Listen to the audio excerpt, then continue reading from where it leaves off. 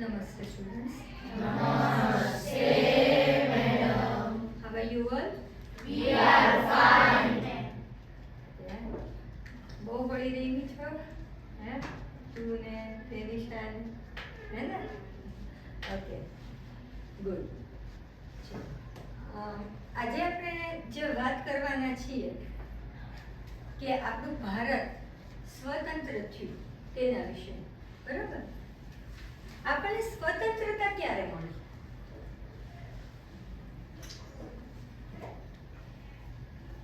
Yes શાશ્વત 1947.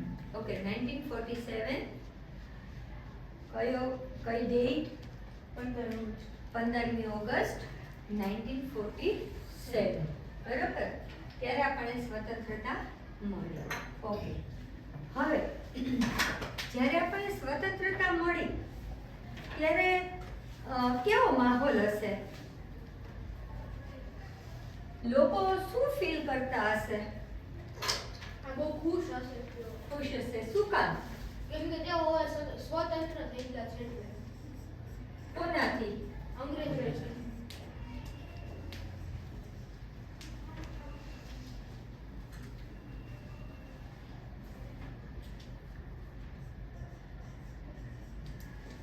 Okay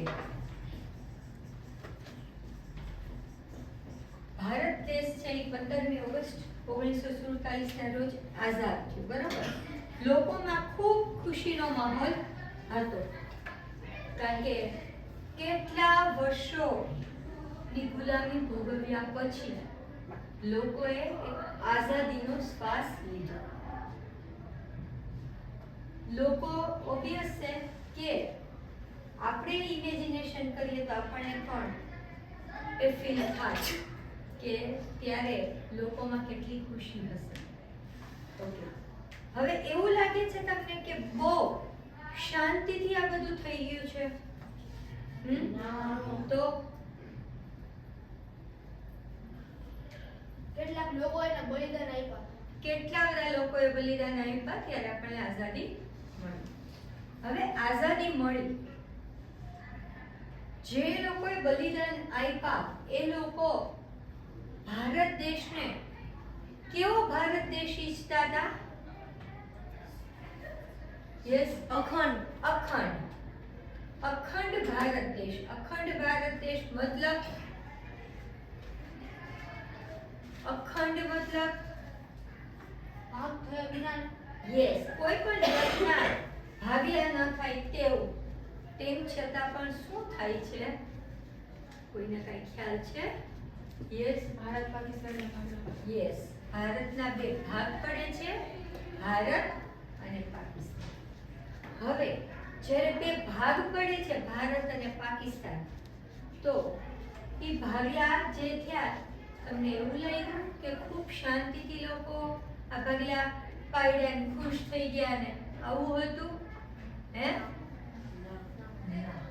આવું નહોતું પરિસ્થિતિ ખૂબ ખરાબ હતી બરાબર ભારત અને પાકિસ્તાન બે ભાગલા થાય છે એમાં પહેલા તો આખું ભારત હતું એટલે બધી જગ્યાએ બધા લોકો વસવાટ કરતા હતા મતલબ કે કોઈ પણ ધર્મના ચાહે હિન્દુ હોય ચાહે મુસ્લિમ હોય બરાબર ઇસ્લામ કયો તો પણ ચાલે કે ચાહે ઇસ્લામ ઓકે હવે શું થયું તો કે અમુક ભાગ છે એ પાકિસ્તાનમાં ગયો અને બાકીનો ભાગ છે અમુક ભાગ છે એ ભારતમાં હવે એમાં અંદરો અંદર ખૂબ જ દંગા ફસાદ થાય છે ખૂબ જ ધર્મોના નામે લોકો હિંસા પર ઉતરી આવે છે અને ખૂબ ખરાબ પરિસ્થિતિ જે ખરેખર આઝાદીની જે કાંઈ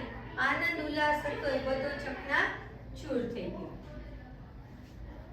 અને ખૂબ જ માહોલ છે ખરાબ થઈ જાય છે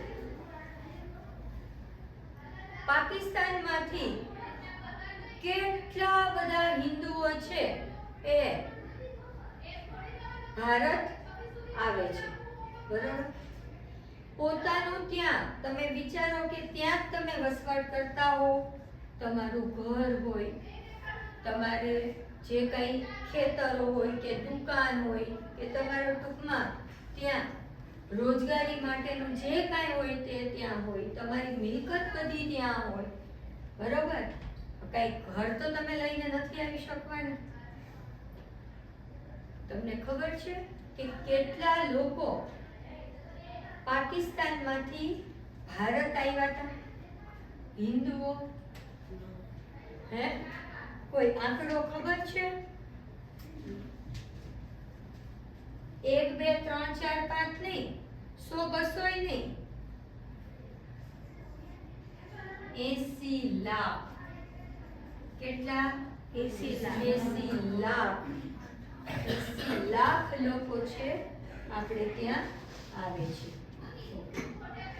હવે આપણે જે અત્યારે ચર્ચા કરવાના છીએ જે પાઠની, એ સ્વતંત્રતા પછીનું ભારત. આપણને સ્વતંત્રતા તો મળી ગઈ, બરાબર, પણ એ પછી તરત જ શું થયું? દંગા. એની આપણે આમાં આ પાઠમાં વાત કરશું. હવે સૌથી પહેલા કે આપણે 1947 15મી ઓગસ્ટ 1947 ના રોજ આઝાદી મળી, પણ જે બ્રિટિશ પાર્લામેન્ટે એક સ્વાતંત્ર્ય ધારો પસાર કર્યો. એ સ્વાતંત્ર્ય ધારાની જોગવાઈ અનુસાર ભારતના બે ભાગ થાય છે, ભારત અને પાકિસ્તાન. કયો ધારો? તો કે સ્વાતંત્ર્ય ધારો.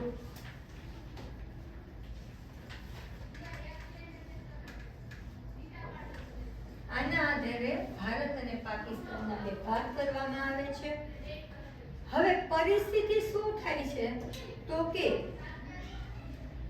જે પાકિસ્તાનમાંથી એ લોકો છે એ બિન મુસ્લિમ હતા, એટલે કે મુસલમાન સિવાયના જેટલા હતા એ બધાને હાંકી કાઢે છે. ચાલો ભાઈ નીકળો અહીંયાથી, બરોબર? એટલે લોકો છે તે પોતે અહીંયા ભારત આવે છે. આપણા ઘરે ઓચિંતા 2-3 જણા આવી ચડે તોય આપણે કેટલી બધું એટલે જુદી જુદી મુશ્કેલીઓ પડે. સપોઝ જમવાનું બનાવવું છે, બરોબર, આ બધી મુશ્કેલી પડે છે.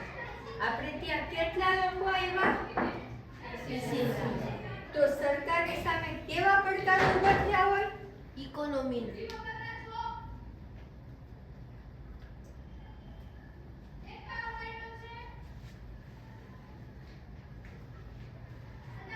તો ભારતની સામે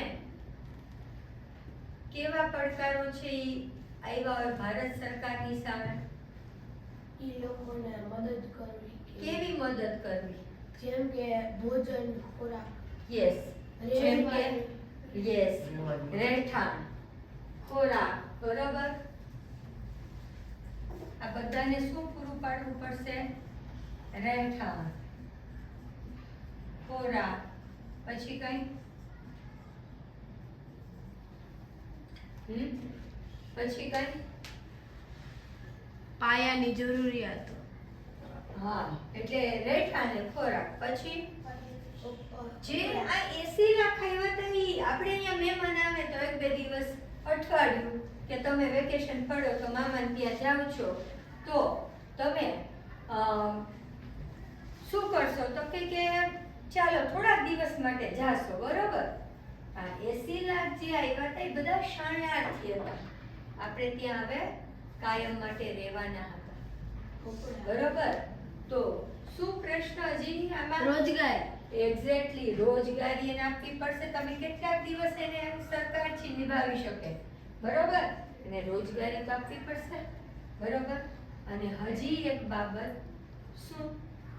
તો કે સામાજિક સ્વીકાર. લોકો, બાકીના લોકો એનો સ્વીકાર કરી લેવો પડશે, બરોબર, કે ભાઈ આ આપણા જ ભાઈઓ છે, આપણે આનો સ્વીકાર કરવો જોઈએ. એટલે એ સમયે જે કાંઈ સરકાર સામે પડકારો આવ્યા એ બહુ મોટા પડકારો હતા.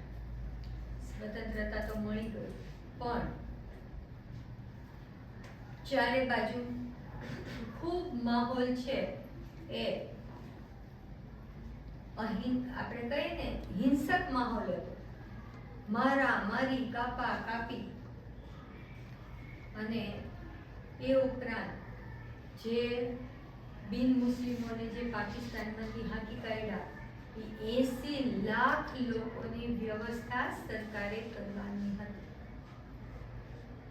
સરકાર છે, હું તમને એકાદ પેલા વિડીયો બતાવું, પછી તમે એના પરથી જોઈ શકશો કે લોકો જે આવતા હતા બરોબર પાકિસ્તાન તરફથી, એ સમયે કેવી રીતે ઘણા લોકો તો ચાલીને બરોબર, ઘણા લોકો ટ્રેનમાં જેમ એમ થતું હતું, કારણ કે પરિસ્થિતિ એટલી ખરાબ હતી ને, તો લોકોને એમ થતું હતું કે આપણે હેમખેમ પહોંચી જઈએ તો સારું.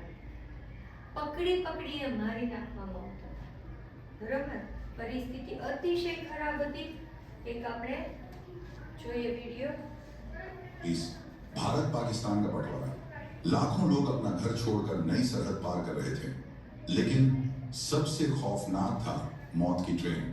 कहाँ जाता है? पाकिस्तान से भारत आई एक ट्रेन भरी हुई थी. જો ટ્રેન કેટલી ભરેલી આવતી, જે આવતી નહીં, લોકોને જગ્યા ન મળતી ને તો ટ્રેન ઉપર બેસી જતા. ત્યારે ઇલેક્ટ્રિક ટ્રેન નહોતી એટલે બેસી શકાય. ઓકે, એટલે આપણા મનમાં એવા ક્વેશ્ચન થાય કે ઓ મેડમ ઉપરથી તો વાયર હોય ને, બરોબર. ત્યારે એવી ટ્રેન નહોતી, કોલસાવાળી ટ્રેન હતી, બરોબર. તમે અહીંયા જોઈ શકો છો કે આખા જો છાપરાય ભરાયેલા છે, બરોબર. ટ્રેનમાં તો લોકોને એમ થાય જલ્દી ભાગો એમ, કારણ કે પરિસ્થિતિ એટલી બધી ખરાબ હતી, એટલે જલ્દી લોકોને એમ થતું હતું કે વયા જાય આપણે, એટલે લોકો છાપરે ચડી નહીં આવતા હતા. हुई थी हजारों यात्रियों से. जब दरवाजे खुले तो अंदर एक भी जिंदा इंसान नहीं था, सिर्फ लाशें और सन्नाटा. दिल्ली और पंजाब के स्टेशन उस दिन कब्रिस्तान में बदल गए. आज भी लोग उस ट्रेन को याद करके कांप उठते हैं. याद रखिए, ये कोई दंतखा नहीं, ये है बंटवारे का काला सच. सन 19 હવે એમાં એવું થાય છે કે અંદર ખૂબ એકબીજાની મારામારીને ચાલુ થઈ જાય છે. ગાંધીજી જગ્યાએ જઈ અને લોકોને શાંત પાડવા પ્રયત્ન કરે છે. હવે એમાં અંદર જે કંઈ થયું એમાં કાંઈ મિસઅન્ડરસ્ટેન્ડિંગ થઈ કે જે થયું તે લાહોરથી એક ટ્રેન આવતી હતી, બરાબર. તો પંજાબ, તો ઈ આખી ટ્રેનમાં લોકો જેટલા હતા એ બધાને મારી નાખ્યા.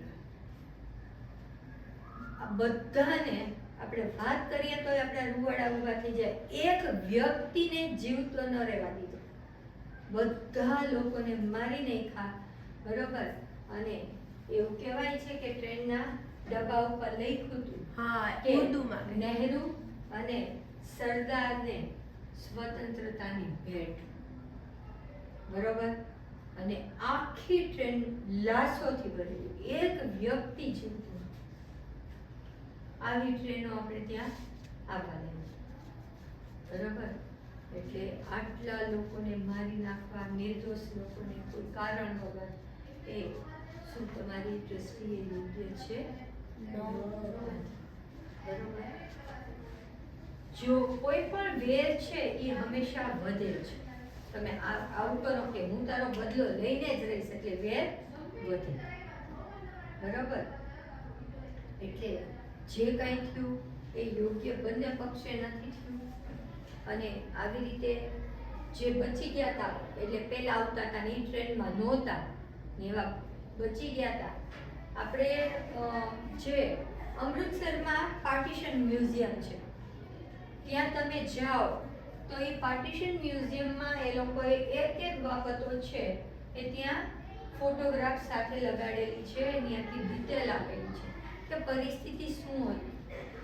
ખૂબ ખરાબ પરિસ્થિતિ હતી બધાની. જે ચાલીને જતા હતા એ કેટલા કિલોમીટર સુધી ચાલીને માંડ પહોંચે તો પહોંચે, નહીં તો તે પકડીને મારી નાખે, બરોબર. ખૂબ ખરાબ પરિસ્થિતિ લોકોએ ભોગવેલી. એમાં 80 લાખ શરણાર્થીઓ છે પાકિસ્તાનથી ભારત આવ્યા હતા. હવે એને ઓબ્વિયસ છે કે એ બધાને રહેઠાણ એટલે એને પૂરું પાડવું. તાત્કાલિક તમે પાકા મકાનો તો ન આપી શકો, એટલે ટેન્ટ ઊભા કર્યા. લોકો બધા સ્વયંસેવકો એટલે કે કોઈ પણ જાતની ફી ના લે એને સ્વયંસેવકો કહેવાય, બરોબર? કોઈ પણ જાતનું વેતન ના લે એવા સ્વયંસેવકો કેટલા બધા કામે લાગી ગયા. કારણ કે જે લોકો હતા, આપણે કહીએ કે આઝાદીની ચળવળમાં જે લોકો જોડાયેલા હતા એ બધા લોકો છે આ કામમાં લાગી ગયા. આ જે બધા શરણાર્થીઓ આવ્યા હતા એ બધાને એટલા બધા સ્નેહથી પ્રેમથી રાખ્યા કે લોકોને એવું લાગે જ નહીં કે અમે ક્યાં જઈશું. આપણા ઘરે કોઈ આવે અને આપણા ફેસ પરથી એને ખબર પડી જાય કે એ આવ્યા એ આપણને ગમ્યું કે ન ગમ્યું, બરોબર? ખબર પડી જાય કે નહીં? આપણે કોઈને ત્યાં ગયા હોય ઓચિંતા અને આપણને તરત ખબર પડી જાય કે આને ગમ્યું. આપણા સ્વાગત પરથી ખબર પડી જાય. એટલે સ્વાગતમાં તમને ખૂબ સારી સારી વસ્તુ સર્વ કરે એમ નહીં, એના હાવભાવ પરથી આપણને ખબર પડી જાય, બરોબર? કોઈ આપણને બહુ સારી વસ્તુઓ ખવડાવે ને, બરોબર? એની જરૂર નથી. શેની જરૂર હોય? ભાવની, પ્રેમની, લાગણીની, બરોબર? તો જે આ શરણાર્થીઓ આવ્યા એને આ લોકો છે એ આપણે બધાય છે ખૂબ ભાવથી સ્નેહથી એને રાખે છે. ટેન્ટ ચારે બાજુ નાખવા માંડ્યા અને પછી એ ત્યાં જમવાનું બનાવવા માંડ્યા. કારણ કે એ પોતાની સાથે લઈ લઈને કેટલું આપણે એમ કે હાલો ભાઈ અહીંયા ખાલી કરવાનું છે, તો તમે લઈ જઈને તમારી સાથે કેટલી વસ્તુ લઈ જશો, બરાબર? એટલે એ બધી બાબતો અલગ છે અને આની સાથે નહોતું જોડું. ઓકે, એટલે આપણે જોયું કે કેટલા બધા લોકો આવી પરિસ્થિતિ ખાલી આપણે ઇમેજિનેશન કરીએ કે ઓહો તમે ત્યાં જન્મા છો, ત્યાં જ રહ્યો છો, છતાં પણ તમે આને ક્યાંય છોડવાનું છે એટલે કેવી ફિલિંગ આપણને આવે, બરોબર? ક્યારેક આપણે કોઈ સારા પર્પસથી છોડતા હોઈએ, બરોબર, તો પણ આપણને થોડીક વાર એમ થાય મારે મારું વતન છોડવાનું છે, થાય ને? સારી રીતે કોઈ સારી જગ્યાએ તમે જાઓ છો તો પણ તમને એ ફીલ થાય. તો આ તો તમારે કેવી પરિસ્થિતિમાં અહીં આવવાનું છે. બૈચા તો બૈચા એ બાબત એ હતી એમ. એટલે ખૂબ ખરાબ પરિસ્થિતિ હતી, તેમ છતાં આપણે કહી શકીએ કે ભાઈ સરદાર વલ્લભભાઈ પટેલ છે એની પુણ્યથી ખૂબ સારી રીતે આ બધું આપણે કહીએ ને થાળે પડી ગયું, બરોબર? કે ખૂબ સરસ રીતે સરદાર વલ્લભભાઈ પટેલ છે એ ખૂબ જ બુદ્ધિશાળી, ખૂબ હોશિયાર, બરોબર? અને પરિસ્થિતિમાં જો ઘણી વખત એવું થાય કે જે તે પરિસ્થિતિ છે ને એનો સામનો કરતા દરેક વ્યક્તિમાં એ આવડત ન હોય, બરોબર? પણ સરદાર વલ્લભભાઈ પટેલ છે ને એ કોઈ પણ પરિસ્થિતિને ખૂબ સારી રીતે હેન્ડલ કરી શકતા, ખૂબ જ સારી. એને જુદા જુદા એંગલથી વિચારી શકતા, બરોબર? અને ખરેખર થેન્ક્સ ટુ સરદાર વલ્લભભાઈ પટેલ કે જે આપણે ભારતનો અત્યારે નકશો જોઈ રહ્યા છે એ ખરેખર સરદાર વલ્લભભાઈ પટેલને કારણે જ, બરોબર? નહીંતર હજી શું થાત? દંગા. હજી શું થાત? ભાગલા. ભારતના કેટલાય ભાગ પડી ગયા હોય, બરોબર? શું કામ ખબર છે? શું કામ ખબર છે? જેમ કે અલગ અલગ રાજ્ય હોય તો આમ યુદ્ધ કરવામાં સહેલું પડે, કેમ કે એમને ઓછી યુનિટી હોય. આ સિવાય ધર્મના નામે જ્યારે અંગ્રેજો આપણા પર રાજ કરતા હતા ત્યારે ભારતના અમુક નાના અમુક રજવાડાઓ હતા. આખા આપણે એમાં એવું હતું કે ભારતના મોટા ભાગ પર ઈ રાજ કરતા હતા. આખું ભારત એની પાસે નહોતું હો.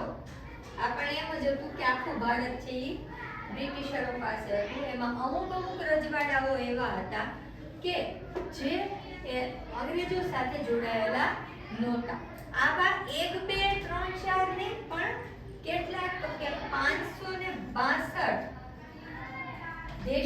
રજવાડાઓ હતા.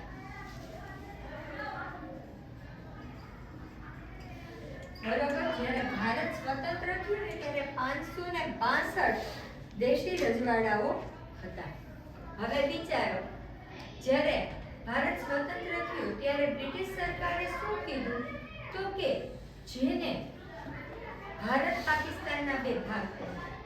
બરોબર, હવે દેશી જે રજવાડાઓ હતા એનું શું કરવું? તો કે એ દેશી રજવાડાઓને એવી ચોઈસ આપી કે તમારે ભારત સાથે જોડાવું ભારત સાથે, પાકિસ્તાન સાથે જોડાવું પાકિસ્તાન સાથે, તમારે સ્વતંત્ર રહેવું તો સ્વતંત્ર. ઓકે, હવે અંગ્રેજ સરકારે જે કંઈ અનાઉન્સમેન્ટ કર્યું, તમારી દ્રષ્ટિએ એ યોગ્ય કહેવાય કે નહીં? તમારે મને કારણ સાથે કહેવાનું છે.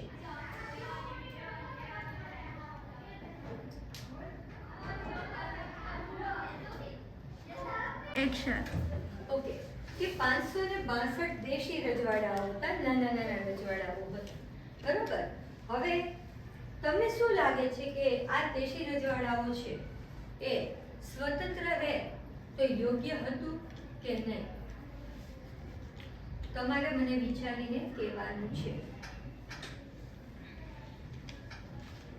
જો આ સ્વતંત્ર રહે તો શું થાય?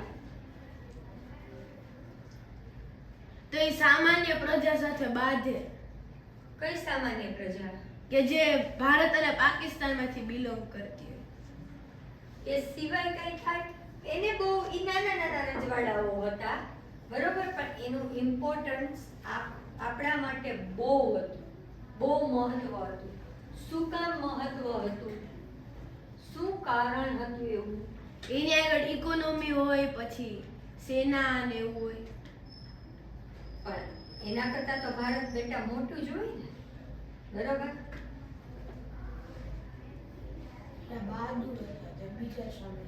હું શું કહેવા માંગુ છું એને કે જો આપણે સ્વતંત્રતા મળી પછી આ 562 દેશી રજવાડા છે ઈ પોતે સ્વતંત્ર જ રહ્યા હોત, ઈ કેવાય ભેળા ન હોત, તો અત્યારે દેશનો હજી એક ભાગલો હોય.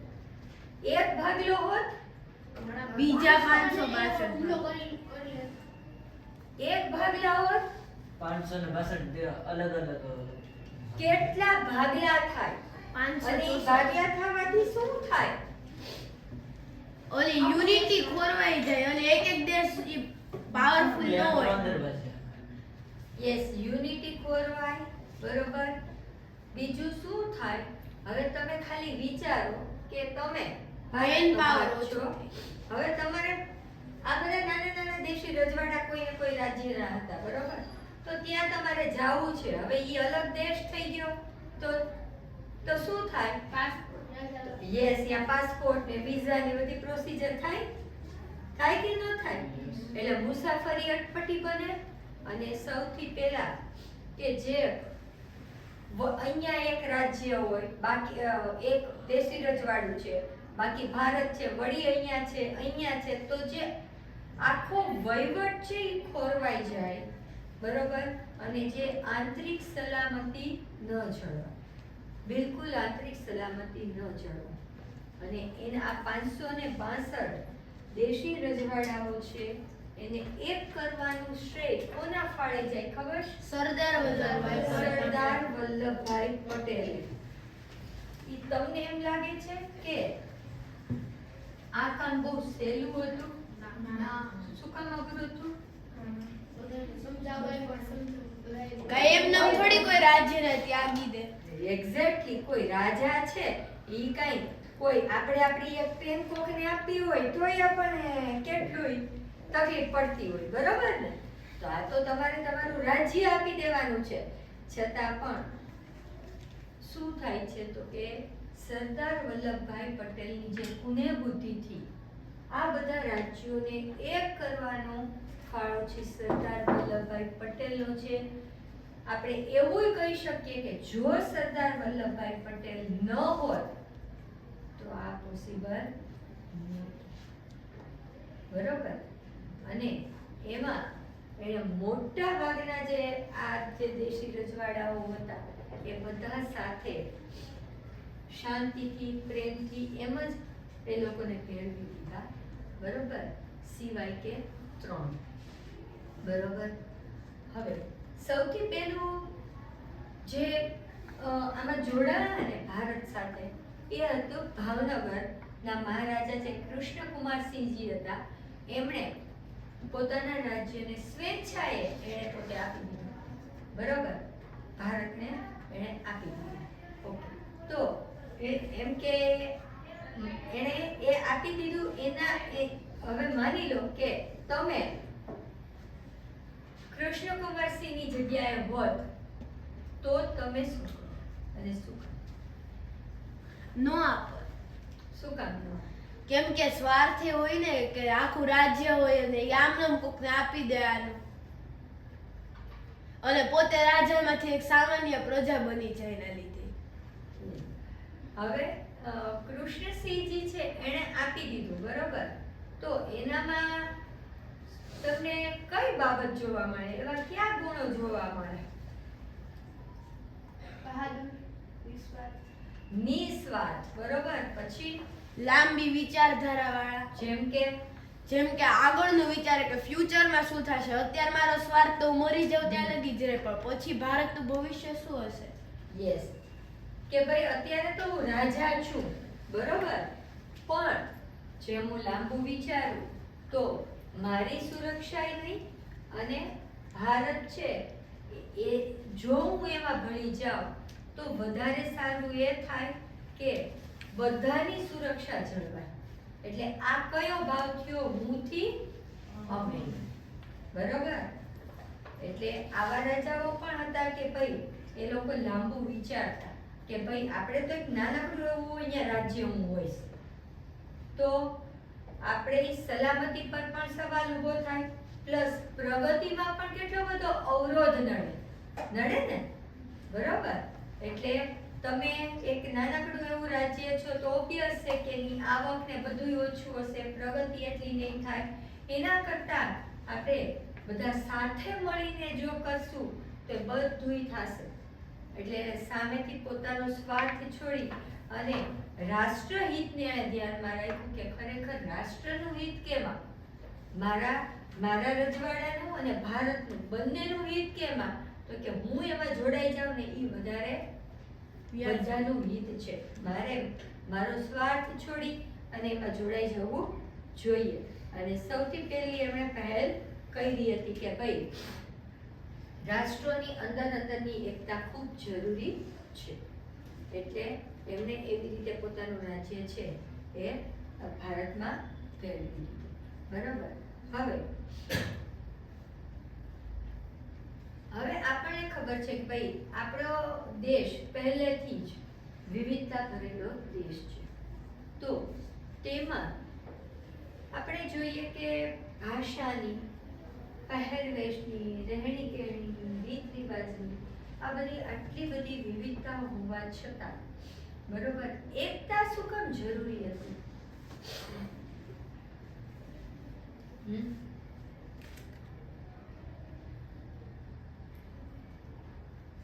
જો એકતા ન હોય તો અંગ્રેજોની જેમ બીજું કોઈ વિદેશી આવી જાય, આપણા વિદેશી લોકો આપણા પર શાસન કરવા આવી જાય પાછું, બરોબર. અને આપણે સ્વતંત્ર થયા એટલે આપણે કઈ શાસન વ્યવસ્થા સ્વીકારી? લોકશાહી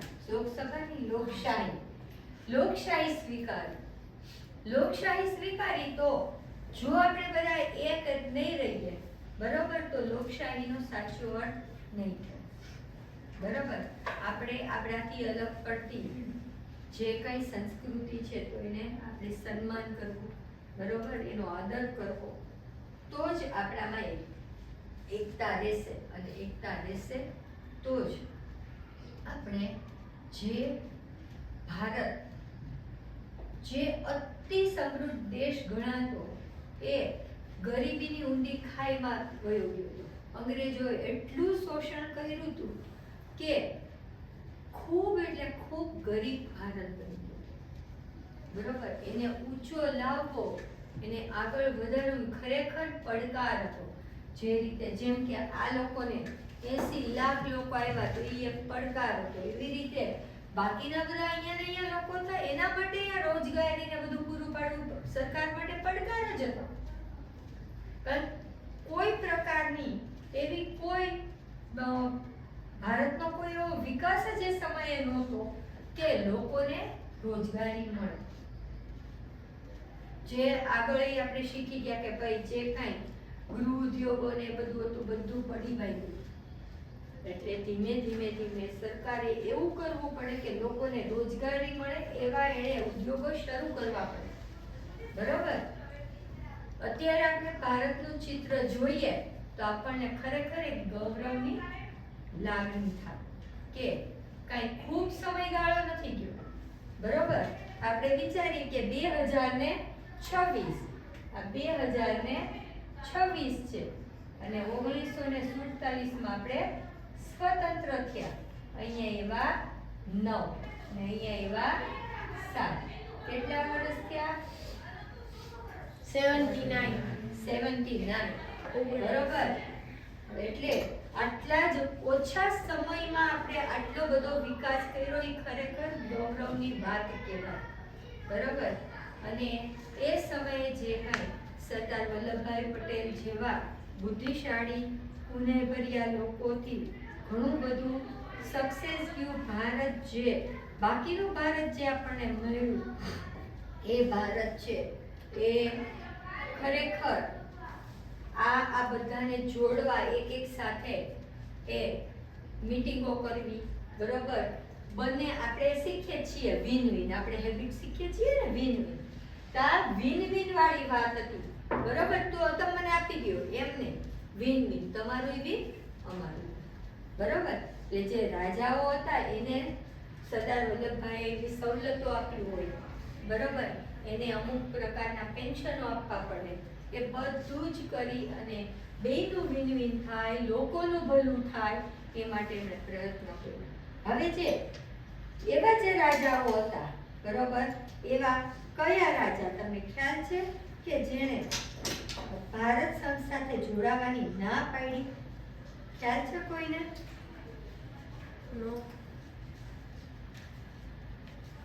જુનાગઢ, હૈદરાબાદ અને કાશ્મીર. બરોબર? જુનાગઢનો રાજા કહે છે કે મારે પાકિસ્તાન સાથે જોડાવું છે. હવે ભારતના નકશામાં જુનાગઢ ક્યાંય બધાને ખ્યાલ છે?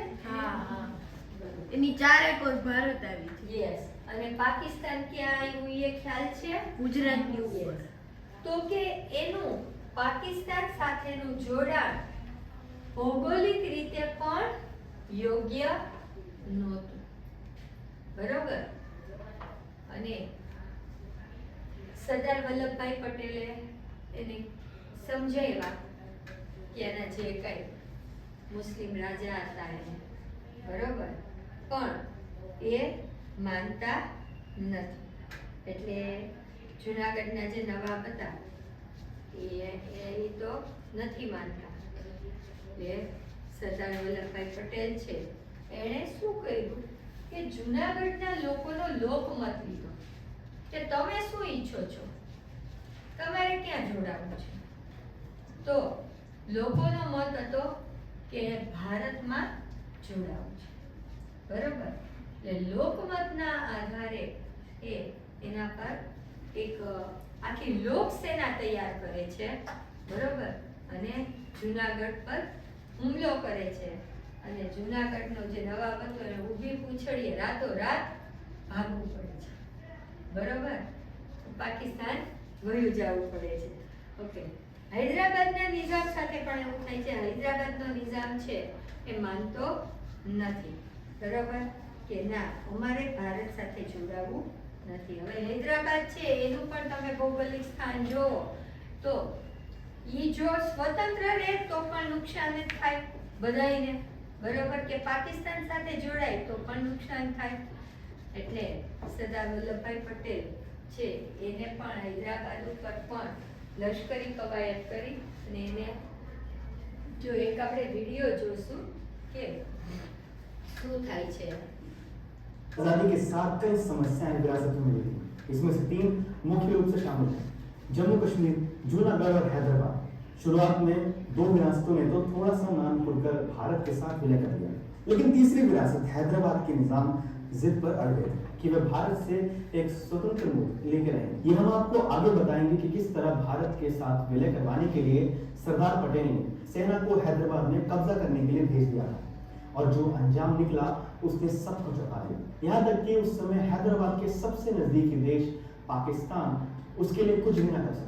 दरअसल आजादी से पहले के हिंदुस्तान की सभी रियासतें अंग्रेजों के साथ सहयोग संधि से बनी थी. इसके तहत वे अपनी रियासतों के भीतर स्वशासन के फॉर्मूले पर चल रही थी, लेकिन बाहरी मामलों पर अंग्रेजों का अधिकार. दरअसल 1947 में जब देश आजाद हुआ था तब अंग्रेजों ने इंडियन इंडिपेंडेंस एक्ट के तहत सभी रियासतों को छोड़ दिया. इसके बाद उन रियासतों के पास यह अधिकार था कि वो चाहे तो भारत के साथ विलय कर लें या फिर पाकिस्तान के साथ. जिसके बाद सभी रियासतों ने धीरे धीरे अपनी स्थिति के अनुसार भारत और पाकिस्तान के साथ विलय कर लिया. लेकिन सबसे शक्तिशाली और समृद्ध हैदराबाद रियासत ने इन सब से इनकार कर दिया. भारत और पाकिस्तान के बीच ये एक विरासत थी जो स्वतंत्र रहना चाहती थी, लेकिन इस बात को सरदार पटेल ने सिरे से इनकार कर दिया. इतना ही नहीं, अंग्रेजों के दिनों में भी हैदराबाद की अपनी सेना, रेल सेवा और डाकतार विभाग हुआ करता था. आबादी और सकल राष्ट्रीय उत्पाद की दृष्टि से भी हैदराबाद भारत का सबसे बड़ा राजघराना था. क्षेत्रफल था 82,697 वर्ग मील. निजाम ने भरपूर कोशिशें की कि उनकी रियासत किसी भी तरह भारत में न मिल सके. उन्होंने पाकिस्तान के कायदे-ए-आज़म जिन्ना को भी काफी मोटी रकम देके उनसे मदद मांगी थी कि वो हैदराबाद को भारत में ना मिले, और जिन्ना ने भी उनको इसका भरपूर आश्वासन भी दिया. कई लोग तो ये भी चाहते थे कि किसी तरह इसका समाधान शांतिपूर्वक तरीके से निकाला जा सके, लेकिन सरदार पटेल के इरादे तो कुछ और ही थे. हैदराबाद की आबादी में 80% हिंदू थे, जबकि अल्पसंख्यक होते हुए भी मुसलमान प्रशासन और सेना में महत्वपूर्ण पदों पर बने हुए थे. प्रधानमंत्री नेहरू और माउंटबेटन इस पक्ष में थे कि पूरे मसले का हल शांतिपूर्ण ढंग से निकाला जाए, लेकिन सरदार पटेल इससे सहमत नहीं थे. उनका मानना था कि उस समय का हैदराबाद भारत के पेट में कैंसर के समान था, जिसे बर्दाश्त अब नहीं किया जा सकता. सरदार पटेल को इस बात का पूरा अंदाजा था कि हैदराबाद पूरी तरह से पाकिस्तान के इशारे पर चल रहा है. पाकिस्तान पुर्तगाल के साथ हैदराबाद का समझौता करवाना चाहता था. इसके बाद वो गोवा में बंदरगाह बनवाता और फिर इसका इस्तेमाल करता. यहाँ तक कि हैदराबाद के निजामों ने राष्ट्रमंडल का सदस्य बनने की भी इच्छा जाहिर की थी, जिसे इटली सरकार ने सिरे से नकार दिया. निजाम के सेनाध्यक्ष मेजर जनरल एल एद्रूब ने अपनी किताब हैदराबाद ऑफ द 7 लॉज में लिखा है कि निजाम ने उन्हें खुद हथियार खरीदने यूरोप भेजा था. उन्होंने एक ऑस्ट्रेलियाई हथियार सप्लायर को इसके लिए राजी भी कर लिया था, लेकिन जब भारत को पता चला कि एक जहाज हथियार लेकर आने वाला है तो भारत ने इस पर पाबंदी लगाई, जिस वजह से हैदराबाद के निजाम अपने इस मिशन में सफल नहीं हो पाए और सरदार पटेल अपने इरादों में और मजबूत होते चले गए.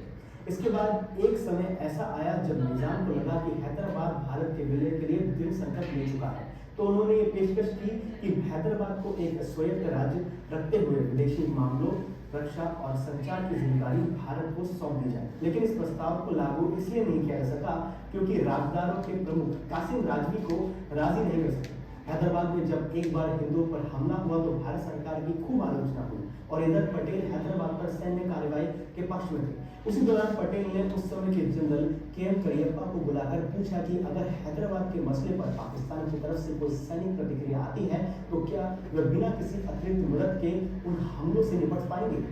करियप्पा ने इसका सकारात्मक जवाब दिया. इसके बाद सरदार पटेल हैदराबाद के ऊपर सैन्य कार्रवाई करने के लिए बिल्कुल तैयार थे, लेकिन तत्कालीन सेनाध्यक्ष जनरल रॉबर्ट बूचर इस फैसले के खिलाफ थे.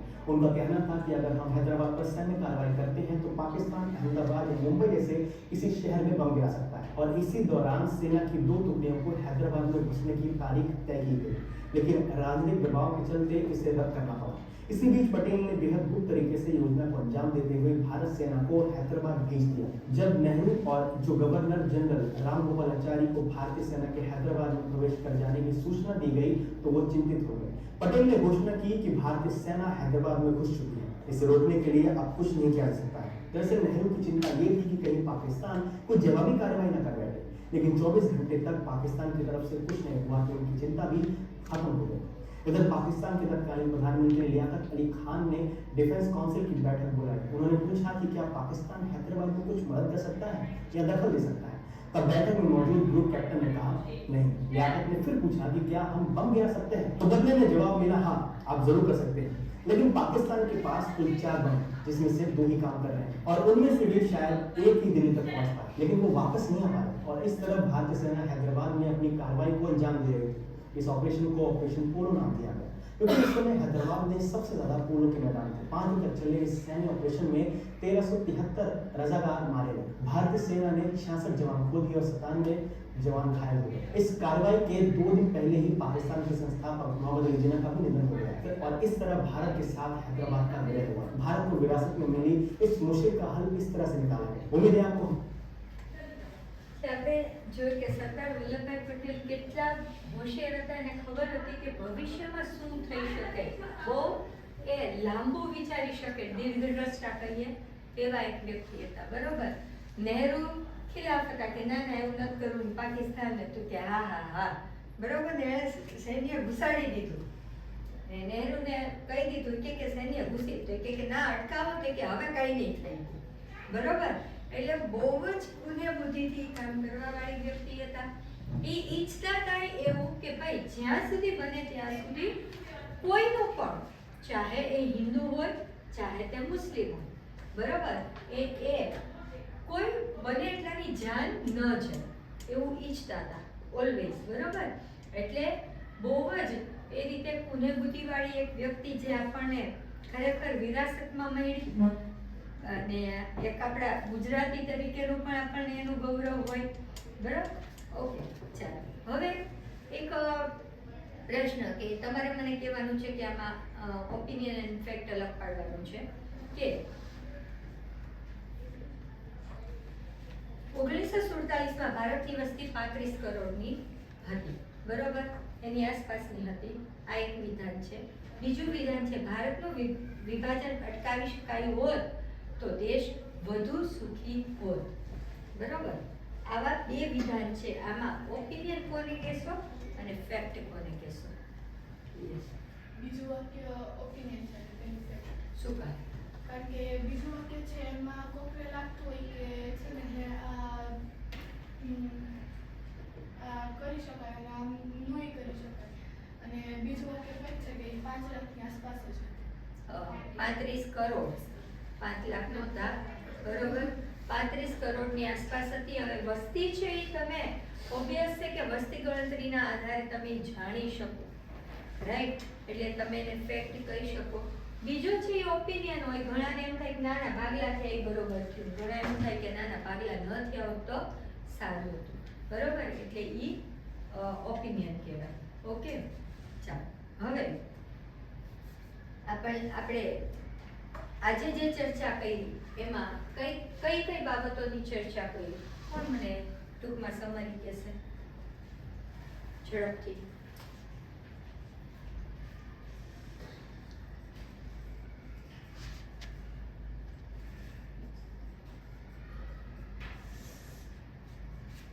ચલો ઝડપથી સમરી મને કહેવાની છે.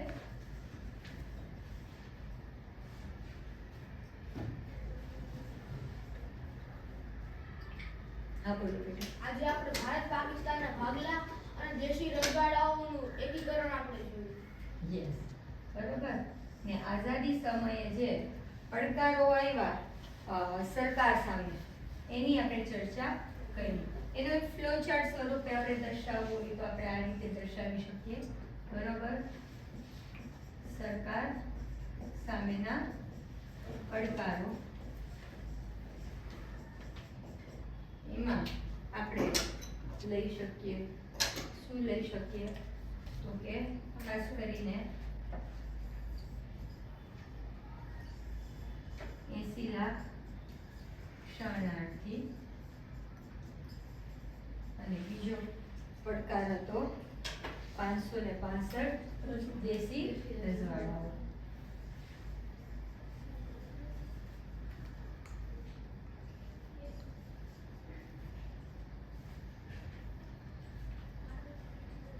આમાં આપણે 80 લાખ શરણાર્થીમાં જોઈએ તો આપણે એની જે આગળ જોઈએ કે રહેઠાણ છે, ખોરાક રોજગારી અને સામાજિક વિકાસ. બરોબર.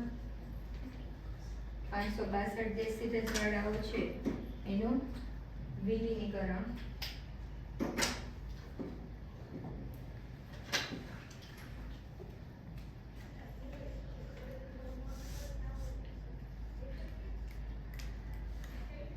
એમાં જુનાગઢ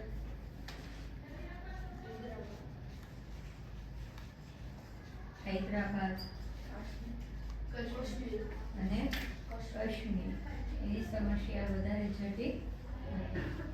હવે કાશ્મીર વિશે આપણે આવતીકાલે જોશું. બરોબર. તમારે આજે જુનાગઢ પર જે રીતે લોકમત મેળવી અને સરદાર વલ્લભભાઈ પટેલે જે લોકસૈન્ય દ્વારા વિજય પ્રાપ્ત કર્યો એ વિશે તમારે માહિતી ગોતી અને જાતે લખીને આવવાની છે અને કાલે અહીંયા પ્રેઝન્ટ કરવાની થશે. એ તમારું હોમવર્ક છે. ઓકે.